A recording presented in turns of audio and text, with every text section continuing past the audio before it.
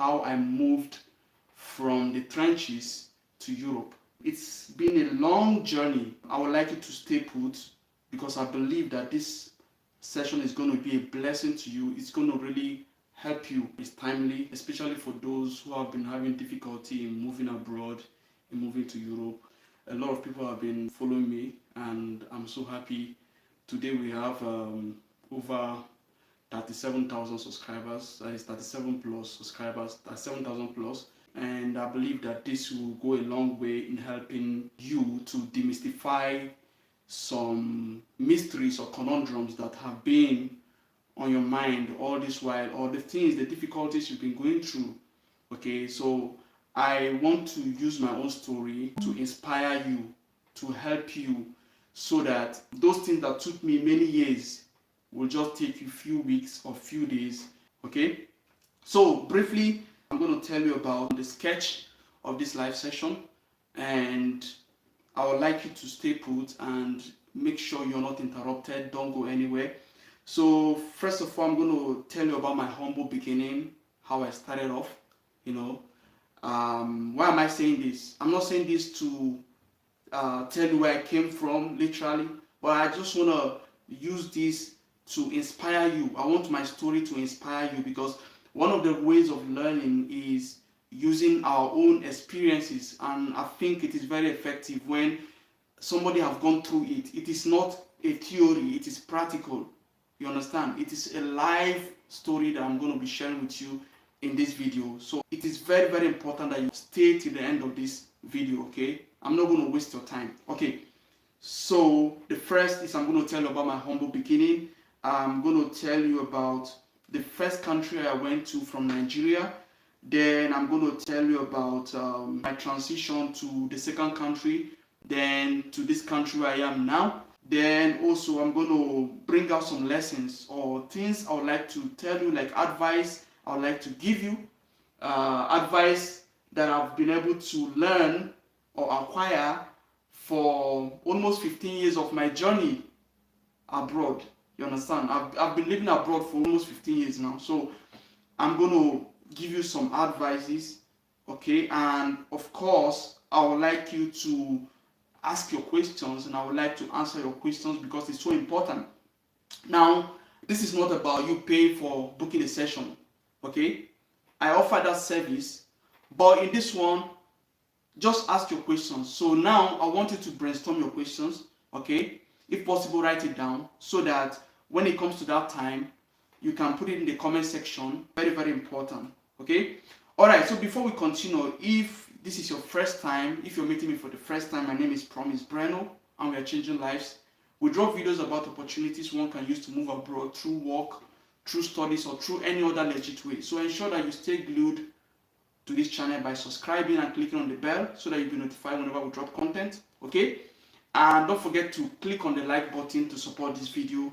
And don't forget to share this video so that other people too can be inspired, and so that other people too can move abroad. My aim is for you to move abroad this year, okay? I don't want you to take long, the way it took long for me to move. I would like you to move abroad this year. So let me talk about my humble beginning. So I come from a village, as a lot of you came from a village. So I come from a village somewhere in the eastern part of Nigeria. I was born in the trenches, in one of the trenches, like in a town somewhere in Nasarawa State in Nigeria. So I speak Hausa, I speak Igbo. I came from a family, I won't say poor family, or it's just like let me say middle class. That's the kind of family I came from, not wretched, you understand? Anybody who knew my background and where I come from that time wouldn't predict that I would reach the level I am now. Like how I've been able to travel to several countries, the things I've achieved. The people that knew me or knew our family wouldn't have imagined that this is possible. So it doesn't matter your background, you understand? So I'm making this video because there are a lot of people who are not well to do financially, and they are thinking, is this abroad for me? I want you to know that it's for everybody. It doesn't matter where you come from. So that is why paying attention to this story that I'm telling you would really benefit you, because if I can do it, you can do it as well. You understand? You can do it. Everybody can do it. So it's so important that you pay attention to what I'm saying. So now let's fast forward to when I moved out of Nigeria, the first country I went to. Okay, so the first country I went to is North Cyprus. So I know that Cyprus is in the Bible. We have Cyprus in the Bible for those who are Christians, but I never knew that there's something like North Cyprus and South Cyprus. It was in this journey that I was able to know. Okay, so I found myself in a JAM lesson. I finished my high school, and that was many years ago. I was trying to get into the university, which was hard for me. I wanted to study medicine and surgery. I went to a JAM lesson, and from there, the teacher started talking about abroad, about opportunities, and I picked interest in it. So I started meeting him one-on-one. I started making efforts to learn more about it. At that time, he talked about Austria, and he talked about the fact that one can study in Austria for free. I was like, wow, somebody studying in Europe for free? Wow, I was really pumped up to go to that kind of country, and hence I was pushing forward to getting more information from him. That time I paid him, he asked me to pay an agency fee. That was, I think 2009 or 2010 or thereabout. I paid 30,000 naira. You understand? So some people now, when they meet an agent and the agent is telling them to pay, like for example, my one-on-one consultation, if you change it to naira, it's around 30,000, 40,000 naira. Some people are saying that it's too much. But that time, long time ago, I paid that kind of amount. And to be honest, I am so glad that I paid that amount. I'm so glad, I'm so happy that I paid that amount. Okay, well, in this session, I'm not going to charge you anything, so it's free. Okay, it's free of charge. So prepare your questions, okay? Okay, so I met the agent and we started talking about moving abroad. And while I was meeting him, I was also going to the cyber cafe almost every day to make my research, because I was also trying to find opportunities myself. So I picked interest in these things, and I was able to find out a lot of things. One day he told me that I've gotten admission, because I've already given him my document. He told me I got admission in one country, North Cyprus. I was like, which country is North Cyprus? But anyway, he said Cyprus, and I know I'm familiar with the name Cyprus, but I didn't know that there's something like North Cyprus. So then I learned that he wasn't even the person who got the admission for me. So he's like a middleman to another agent, you understand?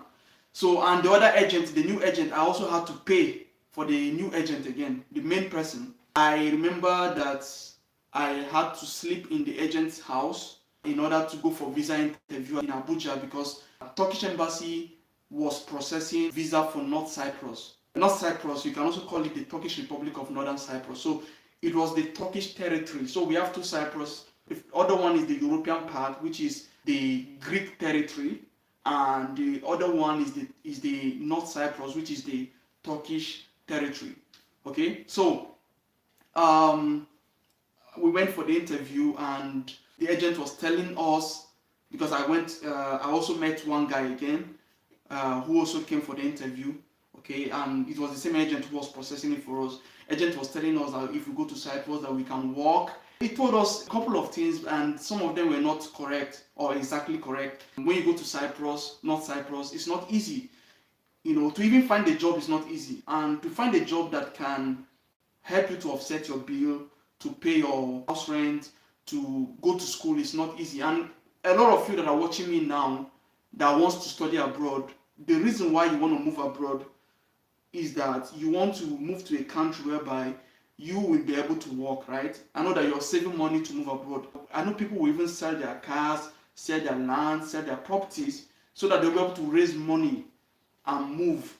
And the reason why the families are doing this is because they want, when this person goes there, they want this person to be able to pay for their school fees, right? Better for themselves, and also send money back home, because this is the average Nigerian mentality, average African person mentality. I don't know about how the Asians do, like people from India and other countries, but this is the average mindset of someone from Nigeria. You understand? And that was the mindset I went to Cyprus with. And when I went there, it was not the same. The first house rent I paid was in pounds, and my school fees then was in euros. The school fees was 2,800 euros in nearest university. At the point I couldn't afford going forward, because I went there, I didn't find a job easily or on time. So I went to school through that time, through the semester, and during the summer, I remember how I got my first job, because I started learning Turkish, and I had to cram how to say I'm looking for a job. Beniş çalışmak istiyorum. So I had to cram it on my head. I had to go to one village called Lapta. So I was able to get a job there. Thank God I was able to get a job. But the job is nothing to write home about in terms of you using it to offset your bills and pay your rent or pay your school fees. The job, I only did it for 1 month. It was so stressful. I was not feeling well. I had to go to the hospital. Anyway, fast forward, I had to drop out of school for some time, because I couldn't continue paying my school fees again. I remember I even started regretting about moving to Cyprus. One day I told my mom I want to go back to Nigeria. My mom had to encourage me. She asked me, where is your faith? It encouraged me. I became stronger, and I kept going, I kept pushing. There was one guy I met in school who told me, he's also a Nigerian, who told me about the fact that Turkey is cheaper. It's cheaper to study in Turkey. So he even told me about somebody's experience who went to Turkey, and he gave me an example of the tuition fee. And I started putting my interest in Turkey. I started making research about schools in Turkey. And this research I made, that was what helped me today to be able to process school admission for people, because I do school admission for those who want to study abroad, because I was able to do it for myself. It worked out. I did it for my friends. It worked out. And I said, let me just start doing it for other people. Like, someone advised me to start doing it, and I started doing it. Also, this was one of the things that inspired me to start making travel videos, because of my experiences, you understand. So I had to drop out of school for some time to work, save up some money, go back to school, study part-time while working at the same time. And as God will have it, I got an admission to study in Turkey. But the admission was not kind of like a full admission. Like, I was on the reserve list. So they have principal list in Turkey, they have reserve list. So I was on the reserve list. They call them Yedek. So I was on the Yedek list. So I went to the embassy to process my visa, and the embassy said I should tell my school to accept me or send me documents that they've accepted me in the principal list first before they would give me visa. But it was not possible, you understand? It's not possible, because it's the school admission, and Turkey are very strict when it comes to that, especially the government schools. They are strict, you understand?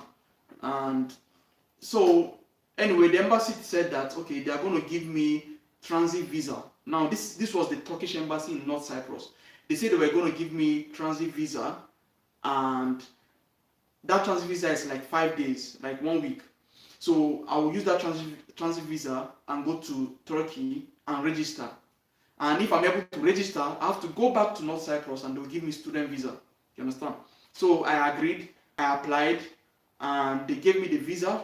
But when I went back home and I checked the visa, I saw that the time in which I wanted to travel to Turkey, which was the registration period, it doesn't tally the time on the visa. You understand? Which means the visa is just a waste. So I went back to the embassy so that they can rectify the issue. And the lady I met told me, she checked my file and said that I was supposed to apply for a student visa. Why did I apply for this kind of visa? Anyway, she asked me if I would like them to give me a student visa. I said yes. Then she told me to make another payment, visa fee. I think that time visa fee was $60. I can't remember, but I think around $60. So I went and changed my money to dollars. I paid. I think she told me to come back the next day. I came back and I got my visa, and I was so happy. You understand? I was so happy. I was so excited. And the day I left Cyprus, North Cyprus, was like I was leaving prison. I'm telling you, it was like I left prison. I was so happy. You understand?